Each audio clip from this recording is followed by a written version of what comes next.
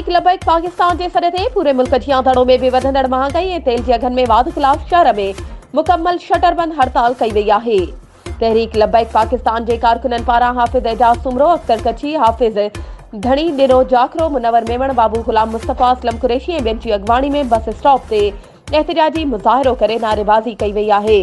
उन मौक़े ते अॻवाणनि रैली खे ख़िताब कंदे चयो त मुल्क में वधंदड़ महांगाई ग़रीब माण्हुनि जो जीअण जंजाल करे छॾियो आहे। पेट्रोल, डीज़ल, ॿियनि शयुनि जे अघनि में मसनूई वाध सबबि ग़रीब मज़दूर तबिको ख़ुदकुशी करण ते मजबूर आहे। हुक्मरान सिर्फ़ पंहिंजा पेट भरण में पूरा आहिनि।